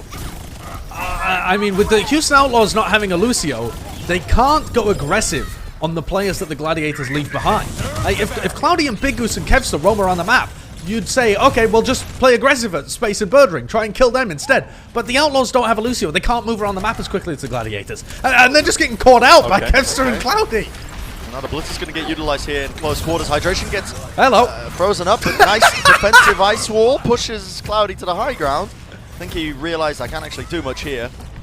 And Houston have finally removed one of the players from the equation. The Gladiators now might struggle to push in without Kevster on the May. Whereas a lot of that, a lot of the cheese that they were getting away with. Yeah. And Houston, the aim of the game for them is just to adapt on the fly. They'll probably have not played against a team that plays like this. It's unlikely they've been scrimming against the Gladiators because they have a match against them. And so Houston have to be adapting on the fly, moving their positions, trying to react to what the Gladiators are doing. And acting is always faster than reacting. And look at the Gladiators coming around the side. They're about to take a speed boost here and try and catch somebody out. Trying to bait him around here, but Linksa might go for a quick little pot shot. As you can see, he goes for it. Nice little amplification matrix will send that through, but Cloudy on the ground, 10 HP and a dream. He needs to be healed. He's hiding behind the Houston Outlaws May wall there, just so he can get healed up in time. But Houston are playing this one forward. They use the Transcendence. They're trying to move it forward, but Linksa goes down to Big Goose when he was roaming around the back line. A disaster right now for the Houston Outlaws, and the Gladiators are having a whale of a time. They're getting so many pickoffs. Birdring now with the high ground positioning as well. This is the key positioning for Birdring. This is where he wants to be. You can see Kevster as well, just freezing them up. Sound barrier might not have been necessary there, but as long as they clear up a couple of these remaining players, they should be in a good position. And now Dante is forced to try and stall this one out, but won't be enough. He goes down to Bob, and that's going to be the Gladiators with 2 minutes 52 seconds on King's Row. A fantastic time. I gotta say, I love how Big Goose plays as well. I might be one of the biggest Big Goose fans that's in the league right now. I really respect him on the main support. But he was able to take out Linkser, playing aggressive. He's been so coordinated with Cloudy the entire map as well. And then he uses that beat at the end. And like you said, it looked weird, right? There wasn't really that much pressure. But I'm convinced that that beat was just to give the extra health to the Gladiators players so that they would not get headshot by Linkser. Linkser had got a really aggressive Widowmaker position on the left-hand side, and his sightline was kind of stopping the Gladiators players from committing to the fight. And so, sure, why not pop the beat? Pop the beat, give everybody extra health, they can all rush forwards, they don't have to worry about the Widow anymore, and they just get the best positions possible. This is so strange. I feel like I've broken record keeping on bringing this up, but the Gladiators, I have never seen a team play like this before. It is so strange. It's an odd play style. It's working But it's out. working. It's so fun to watch as well. Just a random Reinhardt in the backlines, and they're so creative with the pathing that they find and the speed boosts. It's completely catching Houston off guard. There it is. They're just splitting up, the three of them. 3 and 3. I'll tell you who tried to run this previously, actually. Paris tried to run a very similar idea with Ben Best in the lineup, and it failed. They got picked off, their coordination, they just couldn't handle it. They couldn't execute this kind of style. But the Gladiators they look very well practiced, and their communication looks on point. Interesting from Houston what they're trying to employ here, and I think this teleporter might just be used. Okay, wall comes up, TP comes up, dropping it down. Wow, that's creative. Okay, and now they got the high ground away from them. That is magic. This is amazing. Watching these teams trying to adapt on the fly to what these teams are running, and they just skip past this entire area. And Linkser, look at this. This is what the Gladiators did in that famous moment, the Great Bamboozle. And here we have it. Linkser playing the exact same way. He's got these long line of sight angles on the Widowmaker now that he can pick apart the Gladiators. And Houston, they picked up 2 players already. This should be an open cap for them. This is phenomenal. Houston Outlaws just responding with even more creativity. An amazing teleport play coming out from them. And are the Gladiators even going to have an opportunity to respond? Birdring's been stuck in this little angle, getting crossfired by Raucus and Linkser the entire time, and the Gladiators, they're just forced to back off. And the hydration, he drops the boozled in the chat. Yep. I love it. I love it. I love it. The Houston are actually coming out with strategies that are so reminiscent of what Gladiators ran against teams previously. And they're just throwing it back in their face. Now, Meko might be in a bit of trouble here. The Ice Wall's going to come out to try and save him. So he does get away to the safety of his team. And now we go to a bit more of a default style as the teams are trying to push through this choke point here. Gladiators holding very aggressively, and now they're going to be going straight up aggression right into their faces. A lot of ultimates committed into this one. Anyone could be the victor, but it looks like the Houston Outlaws are the ones who are coming out on top. Hulk comes out, but not necessary in the end. Kevster, last man standing, will fall. Not quite. Big Goose there, but there you have it. Houston Outlaws winning another fight overwhelmingly, and they have 4 minutes and roughly around 30 seconds to work with now as they're pushing this one into the second checkpoint. Amazing play by Repel there. Perfectly timed immortality field to keep Meko alive, who was the player that got pressured down by the Gladiators. And then he also pops his Amp Matrix, which shreds everybody else. And Houston have so many ults to work with here. That Supercharger will do so much work. There is no possible answer for it on the side of the Gladiators. They are getting close to the rest of their ults, but nothing to answer the Supercharger. And the Supercharger just forces you to not take the fight. You can't afford it. It's too powerful. But now they're going to be running straight into Dante with his Blizzard. That's Accretion pushing, murdering away into close quarters here. Gravitic Flux into close quarters again. And Linkser's just cleaning them up alongside Meko. The ultimates were committed, but it worked out entirely in their favor. Definitely a 1-5 for them with 5 minutes now. Very reminiscent of what Gladiators just did on their own attack. This is speed, violence, and momentum. So good. It's fantastic to see the Houston Outlaws come out with a response that's not just playing the default style really well, but adapting and adding creativity to it too. Oh, it's beautiful to watch. Yep. The Outlaws, though, they're likely to get snarled up here. The Gladiators have so many ultimates to be able to defend. How did the Outlaws even win this fight? Well, I think they're going to force out ultimates, which might be good enough for them. The immortality here. Okay, Raucus uses the Transcendence. They want to commit this. I don't know if I agree with this one as well. That's a little bit questionable to me. And I was about to make a comment saying Raucus has been playing so well. His aim has been on point, setting up a lot of these kills, but that play, using the Transcendence there, not ideal. Still, I don't know. are pressuring them. Yeah, they've actually found the pick on Cloudy, and that's huge. That could turn the fight around, especially with Birdring falling too. Slight overextension from the Gladiators. And they both teams trying to hold on to a lot of their ults there. But Houston now with 4 minutes and all of the positioning. And they do have complete control right now, and they're just forcing the Gladiators to play into them with their own tempo. The Supercharger comes down, but the way this card is moving, they have to play into it. Luckily, Cloudy brings it down, and what an Earth Shadow into the back line. He sends 2 men onto the deck, but it's not quite enough, or is it? It is indeed. Birdring onto the high ground, laying down hell. And there you have it. Easy cleanup for them off the back of LH Cloudy. Wonderful fire strike to take out the Supercharger so they no longer had to worry about it, and then just lays down the Shadow of the Sentry against 2 shields. Very impressive.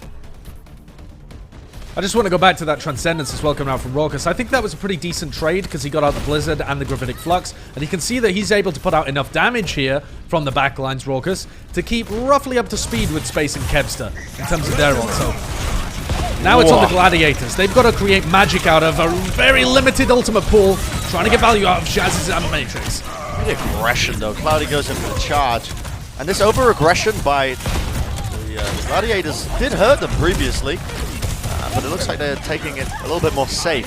They're just trying to pick off the players one at a time here. So they are just going to be putting an end to this defense, not giving Houston any opportunities to entry into it. And Josh, you are right, Raucus has been putting out enough damage that he now has another Transcendence to work with this next push.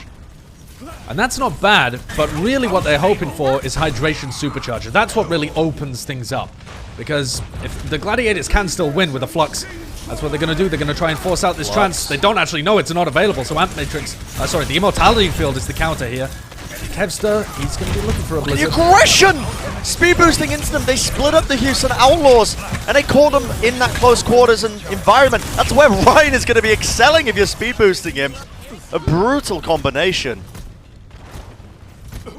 And the aggressive defense has been good from the Gladiators so far. Even winning like a neutral engagement just like that. Houston Outlaws are up to 6 ults, but that could still hurt them with the Blizzard. What gets utilized pretty early on here. Sent into the fray, but now the Gladiators is going to be sent out as well, and it is chaos, as you can see on your screens. A lot of colors, a lot of Blizzards being utilized, but it looks like it is Gladiators who are the ones who are winning out this engagement. Raucus, last man standing. They are just staggering him, stalling him out. I'm not a fan of that engagement from Houston. I don't think it makes too much sense to double your Blizzards there. Houston really want to engage with the Supercharger to push the Gladiators back so that they know there's no opportunity for aggression. And instead, they just match Blizzard with Blizzard and create a huge confused fight. Is this going to be a flanking Shadow? They use the cart, they have no idea. They use the cart to get all the way around them with the ice wall. Oh, the Shadow! Cloudy! The creativity! The big brain plays. I don't know if it's David Pay or I don't know if it's the Gladiators, but they are making it work. Another fight shut down before it even began. Wow. We are being treated here, Brent. This is just a treat, a delight. And the Gladiators are looking good. Only 1 minute left on the clock for the Houston Outlaws. They've got to be able to cap with time on the clock. They can't let it get into overtime if they want any chance of winning here and closing out this series. A lot of ults going to be used again now. The rotations they've been fantastic from the Gladiators. They're using exactly what they need to, when they need to. And you can see them just winning at this fight, but not if Dante has anything to say with it. Now Dante moved over to the Tracer in the previous fight. He's finally got a bit of value as well. He got 2 picks. This could be dangerous for the Gladiators if they're not careful. Dante using a pulse bomb though gets ate up by Space, removed from the fight. And a bit of breathing room for the Houston Outlaws, but only 20 seconds remaining, Josh. And Cloudy straight back in the fight again, taking that speed boost, charging in, remains up at the front line. And he looks like he's going to go for another one, but Raucus picking off Birdring. That's got to force the Gladiators to back up, surely. Are they just going to fight on the payload? No, but at this point they are just playing for the draw. There's not going to be enough time to that's very true. With the time, Gladiators are going to be happy with their defense that they put off, even if the Houston Outlaws win out this fight, which looks like they will be. Struggling to take out Big Goose, but finally do take them out. The Space is going to be resetting as well. So despite the fact that the Houston Outlaws win that fight, at this point on, the best they can do is draw this series. This series is going to progress to another map. It just remains to be seen whether Gladiators can grab a win out of it.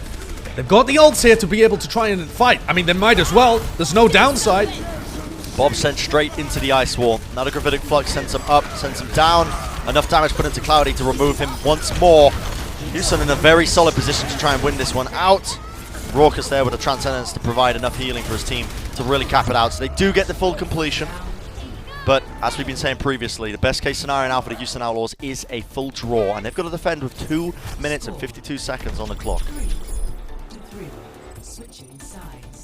Gladiators had some niche strategies to be able to break open point A before. If we cast our minds back, it was Cloudy and Kevster and Big Goose rotating through the hotel and then getting underneath the high ground and Maywalling up. Now, I have a feeling that the Houston Outlaws are going to be able to predict that if it happens again. And I think the counter is just to put a huge amount of damage into them as they try and make that fairly long rotation. Yeah, I'd like to see a bit of aggression coming out from the Houston Outlaws, I think, early on as well. Just not allowing them to take space, not allowing them to use the line of sight of the buildings to avoid damage.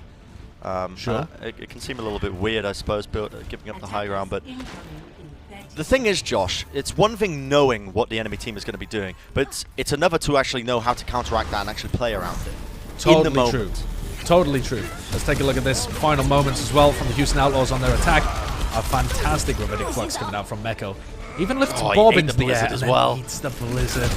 That is wonderful. I missed Gladiators that were already disadvantaged in the fight, but that completely sealed the deal. Okay, let's see how the Houston Outlaws respond to this threat. They know roughly what the Gladiators are going to do. So what's the response? Now, Gladiators might just opt for a bit of a different turn of events, but you can see that they're actually running Dante on the Tracer. Dante's going to be having his work cut out for him to try and stop this push going through, but they do know their positioning. They know where the majority of them are here. Dante's working the angle, seeing if he can get a pick up or two. Houston, well, they don't really want to be giving up this space. Linksa goes down. Someone needs to touch this point right now. You need to drop onto the point, Outlaws! Okay. Well, I think that's a perfect example, honestly, Brian, of your point. Even if you know what the opponent is going to do, responding to it in an effective way is a whole other argument. Yep. They tried to change up what they were doing. They had Dante pressure behind them, they had Raucous, and they had Linksa holding on an off angle, but the Gladiators didn't actually split up 3 and 3 that time. They ran with all 6 players, pushed Dante out, and found super easy picks on Raucous and Linksa.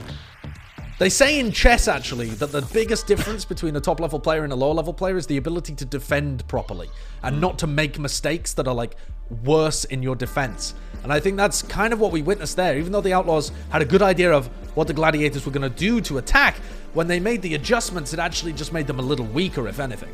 Yeah, hang on a second. Let me swirl my wine glasses. we're making the comparisons between chess and the Overwatch League. Chess is a fantastic esport at the moment. It is. It's actually popping right now. But we're going to go to a break. When we come back, we're going to see, are the Gladiators going to be converting this reverse sweep in action, or will the Houston Outlaws stop them in their tracks? We'll find out. Don't go anywhere.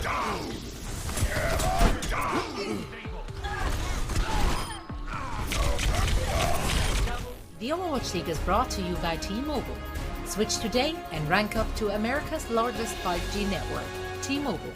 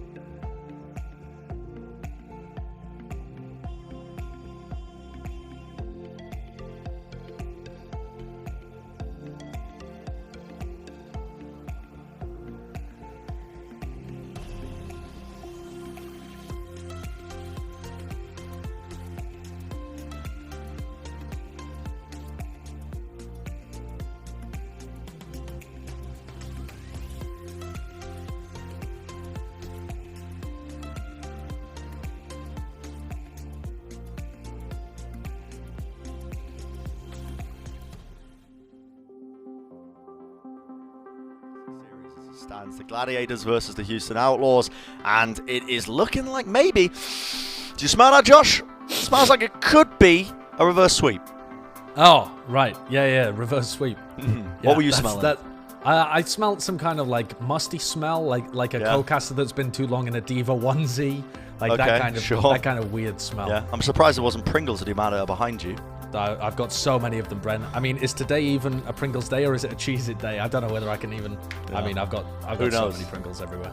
Who knows? But it's been a good series thus far. It's been this battle, and I think that King's Row as a map didn't really play to the Houston Outlaws in a lot of their strengths. It didn't give Dante as much room to breathe on the Tracer, but we're now going to be moving into Hanamura, which is a map with a lot of opportunities for a Tracer to get some work done. Definitely, and I think that that's one of the reasons why we see OG coming back in for the Gladiators too. You're less likely to see a ton of Reinhardt being played here. It's much more difficult to be able to speed boost him around all over the place. So I think we'll be sticking with some more default double shield kind of things, similar to what we saw on Rialto.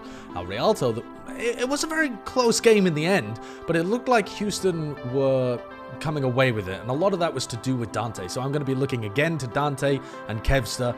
We expect to see both of these guys on more classic hit scan DPS picks, and we'll see who gets the better end of it this time. Will indeed, as we're heading into the match at hand. The players are ready, the teams are ready, the coaches have joined, they're spectating, they're ready to guide their players into weird and wacky strategies if they're the Gladiators, I suppose. Just to reflect on that aspect a little bit. Amazing stuff that we've seen throughout this series so far in terms of the creativity and just different styles.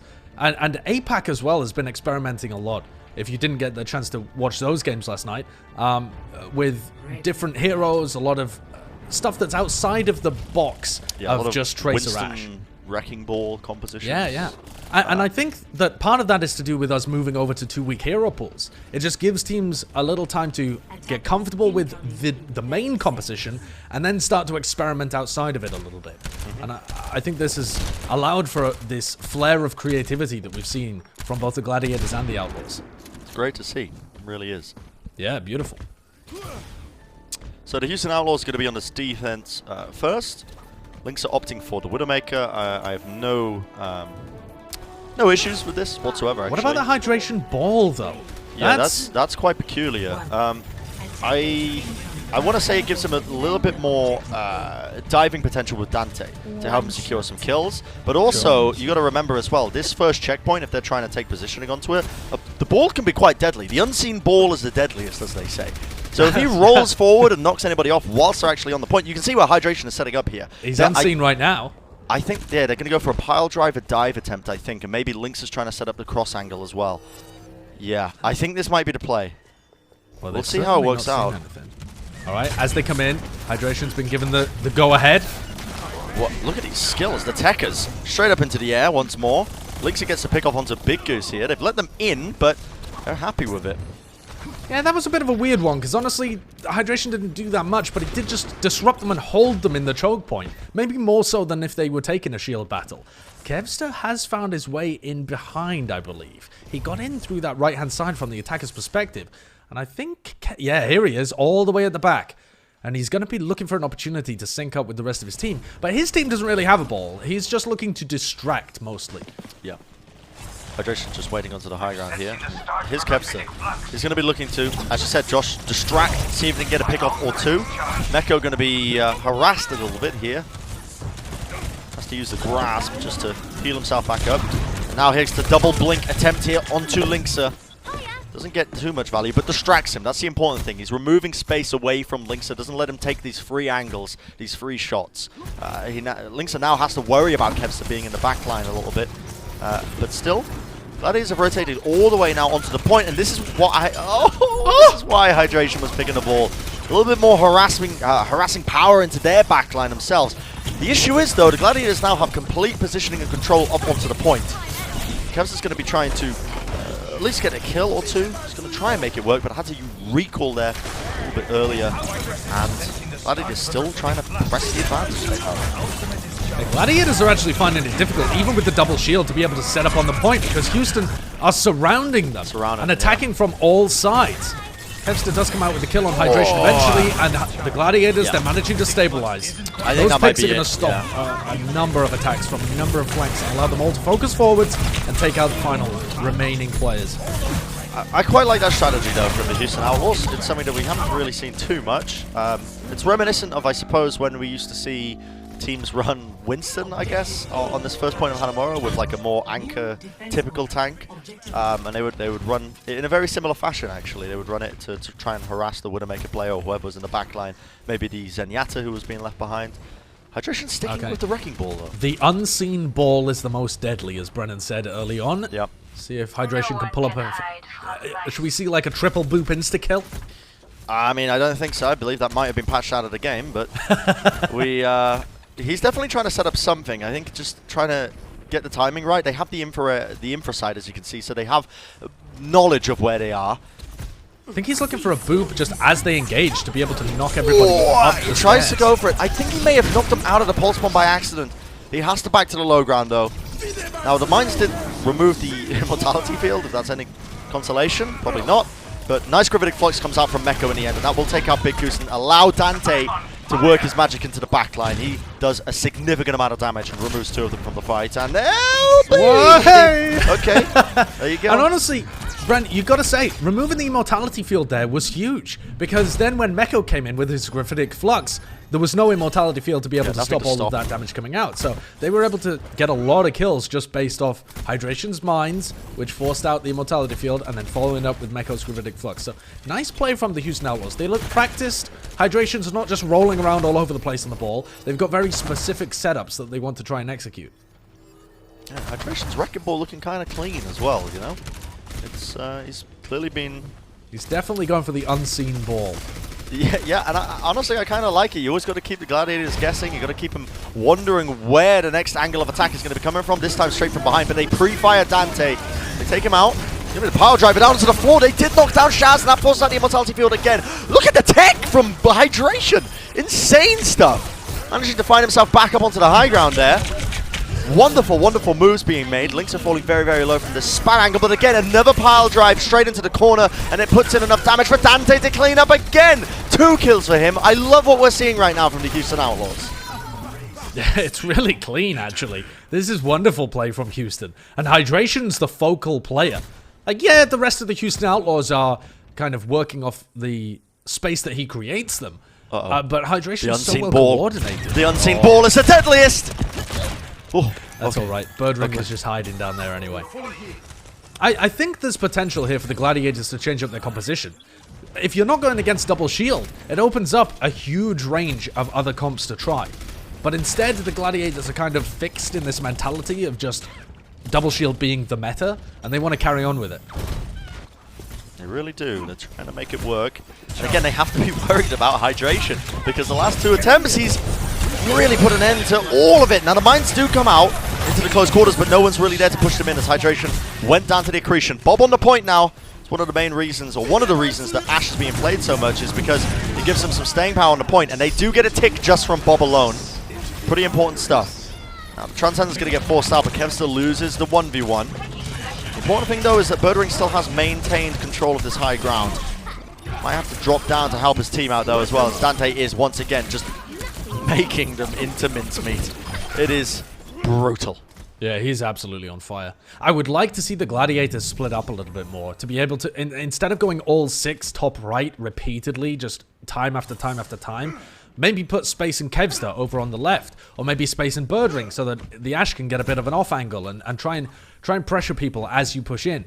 But the Gladiators seem to have a bit of a one-dimensional playstyle right now, which is, we are going to go top right, we are going to control the high ground, we are going to try and use our ults. And Houston know exactly what they're doing, and Hydration is disrupting it repeatedly. Yeah, look at the rotation now again from Gladiators. This is the danger zone as well for the second point of Hanamura. There's only so many places you can push from, and it just so happens that this top area where the Gladiators are is the safest. And look at that, Hydration sends himself flying into them. Space pushed forward. They almost capitalized off of it, but they've already brought down OG.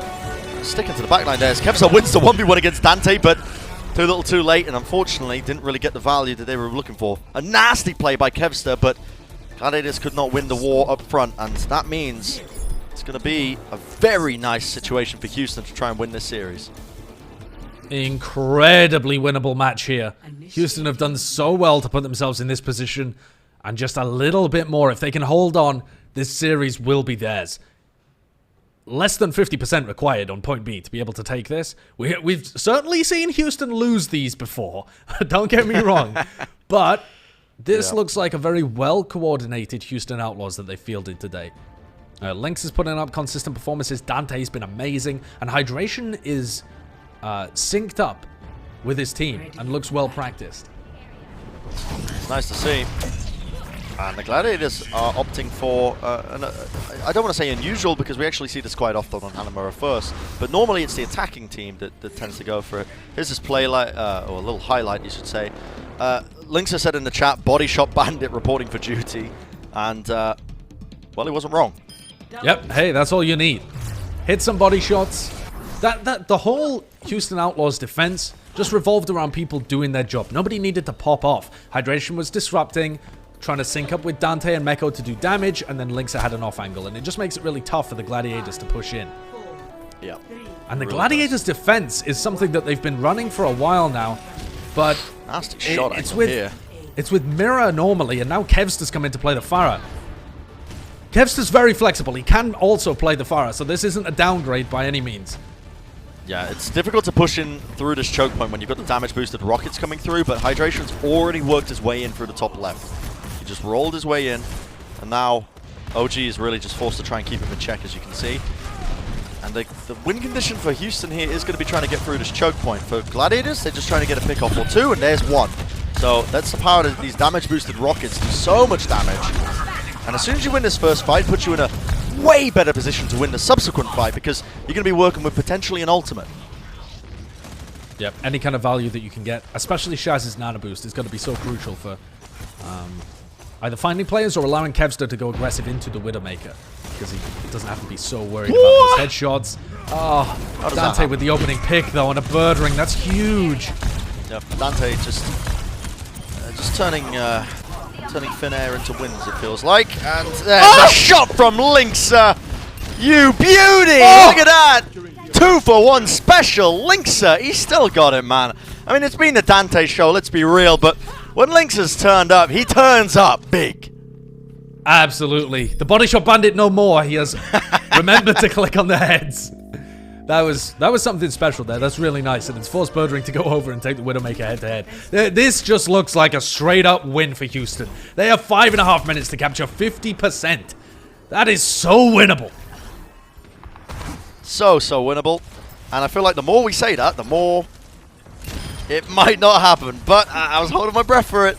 Lynxa wins the 1v1, and that is going to set things up. Suddenly Lynxa can take so many more aggressive angles. He pushes with the rest of his team. A lot of damage being pushed into them here, but you see Hydration with the power driver forcing them away. Now, they need to contest this point. The Nanabu's committed onto Kevster to try and win this one out. Dante in the backline here, just trying to get the beat down ready and waiting, but Kevster with the nano, he came up clutch, he came up big, and it's a late transcendence. I don't know if I agree with this one, Josh.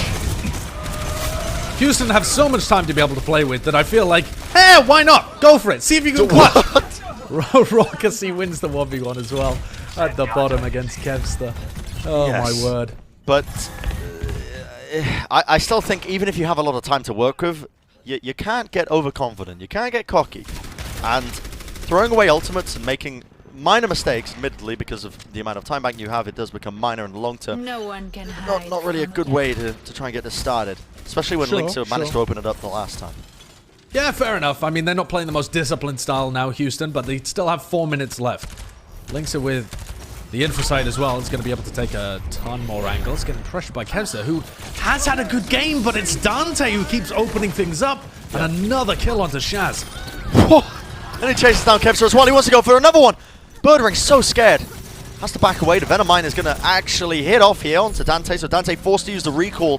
And now Space has to connect onto the point. They need to touch the point right now, otherwise they're going to lose the series. Please, someone from Gladiators needs to turn up big right now, otherwise the Houston Outlaws are going to be running away with it. Only a couple of seconds remaining between them. Kevster falls, and that is going to be that. The Houston Outlaws are taking the series away from the Los Angeles Gladiators. Wonderful performance from almost everyone on the Houston Outlaws. Yeah, that's something special coming out from Houston. The GGs flood into the chat, and the Outlaws have got to be so happy about that. I'm going to be honest, when we heard from him earlier in that interview, and he was saying that he thought they had a great chance of being able to beat his former teammates, I didn't really believe him. Houston have been such a hot and cold team so far this year, and they've only really looked like a team capable of getting these kind of wins when it comes to like some dive and Muma's able to play the Winston. But this was a special performance from the Houston Outlaws. They were consistent, they were creative, they were flashy, inspirational, some might say. This was a great performance from the Houston squad, one they can be very proud of. It was beautiful, beautiful from top to bottom, and I think putting Raucus in there. So we often talk about. I don't know why I'm bringing up Raucus now, but he is coming to mind because it felt like I was almost digging at him throughout this series. But I do have to say, I think he played quite well in terms of his raw individual aim as well. And every single piece of the Houston Outlaws did turn up today. Some more than others, obviously. Dante, Linkser, Hydration, Meko, they really excelled. And this is kind of what the Houston fans were looking for quite some time. But most importantly, this gives them a win for this qualification matches currently that are occurring right now. Every single match that's being played right now counts in the long term for the overall playoffs a little bit further down the line, but also for the Summer Showdown, which is coming up after this week. So, sorry, 2 more weeks. 2 more weeks. I'm getting confused 2 more weeks. It was like 2 weeks of hero pools and then 2 weeks of no hero pools. Yeah. And listen, it's tough for the Outlaws. Don't get me wrong. The next team that they're going to be playing next week is the Florida Mayhem. That's a difficult game. That was the team that made it to the grand finals last time. But if Houston continued to play like this, then I can only be excited for the Dante Yaki kind of showdown, because Dante's been playing at such a beastly level that I think he's got a great chance of being able to turn that around in the Outlaws' favor. It's going to be rough for them, but they've got an in, and if they can keep up this kind of performance where they look really well practiced and they have set strategies that are working well for them, this was beautiful today from Houston. Absolutely beautiful. Yeah. And our player of the match is, of course, going to be Dante. This is the guy who we've been just praising all game long, and for good reason as well. Pulling off some of the sickest Tracer performances I've seen in quite some time. I mean, the guy was really insane, and I think back as well to that, the Rialto clutch that we saw. Yeah. I mean, turning a significantly unwinnable fight into a completely won fight, just single-handedly. Amazing, amazing, amazing. Top to bottom. Yeah. The guy is really a beast. He's been really great on the Echo, but now he comes out on his Tracer, which is, I think, his signature role. You could argue maybe Sombra, but Tracer's really such a fantastic hero for Dante to be able to play on. Pairs up alongside Linkser and he comes out with some amazing performances. Just a truly beautiful performance from everybody in the Outlaws, but I definitely agree that Dante deserves that victory. You know, Linkser at the halftime was tweeting that he hoped Dante's back didn't break halfway through the series. So I think that can tell you how much respect they had for even his performance during this match. Yeah, I mean, he just played so well. This is one of those things that the Houston fans are going to hold above everybody else for a very long time. Oh, yeah. They always do. You know what I mean?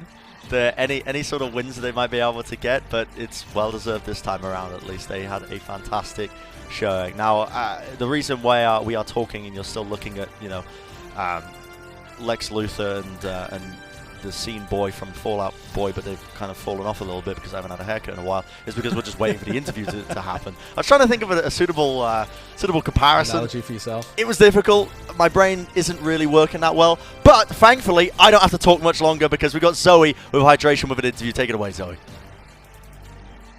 Thank you so much. And speaking of greatness, of Hydration joining me. Congratulations. Thank you. It was a fun match. All right, so it was a fun match, indeed, also to watch, not just to play, I assume. Let's talk about this match. I know coming into this, you were actually fairly confident that you guys have a great chance against the Gladiators. Why is that? Was this a meta kind of thing? Because we all felt like this meta really suits you guys. It's a little bit of meta and just how we were doing in practice. We've been doing really well this week, especially after coming out of a tough loss from Philly last week.